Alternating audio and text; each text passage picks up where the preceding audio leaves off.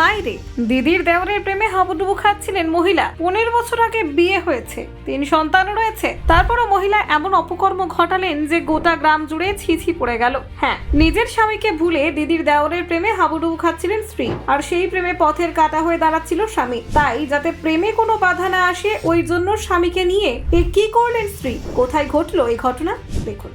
হ্যাঁ, ভয়ঙ্কর ঘটনাটি ঘটেছে বিহারের লক্ষ্মীসরাইয়ে। অভিযুক্ত মহিলা তার দিদির শ্যালকের প্রেমে পড়েন, তার সঙ্গে নতুন করে সংসার পাতার জন্য স্বামীকেই খুন করার পরিকল্পনা করেন। পঙ্কজ যাদব নামক এক ব্যক্তির উপরে হামলা করে এক ব্যক্তি, তার মুখ কাপড় দিয়ে ঢাকা ছিল, ওই ব্যক্তিকে লাঠি দিয়ে পিটিয়ে গুরুতর আহত অবস্থায় ফেলে পালিয়ে যায় হামলাকারী। সে ভেবেছিল পঙ্কজ যাদব মারা গিয়েছে, কিন্তু কোনো ক্রমে তিনি রক্ষা পান। গুরুতর জখম অবস্থায় হাসপাতালে ভর্তি তিনি। পুলিশকেই তিনি জানান যে সম্ভবত স্ত্রী ও তার প্রেমিক মিলেই হামলা চালিয়েছে।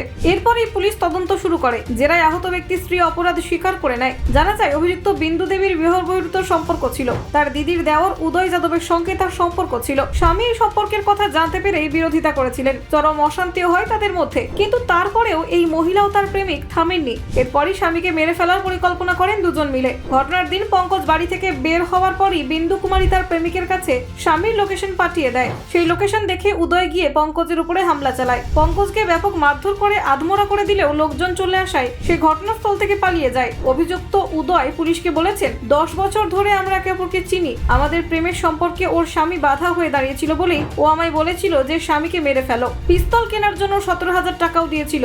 জেল থেকে মুক্তি পাওয়ার পরও আমরা একসঙ্গে থাকবো। প্রসঙ্গত উল্লেখ্য, এমন একটি ঘটনা শুধু ব্যক্তিগত সম্পর্কের অবনতি ঘটায় না, এটি একটি সমাজের প্রতি চ্যালেঞ্জও হয়ে উঠতে পারে। এই ধরনের ঘটনা পারিবারিক কাঠামো এবং সামাজিক সম্পর্কের ওপর গভীর প্রভাব ফেলে।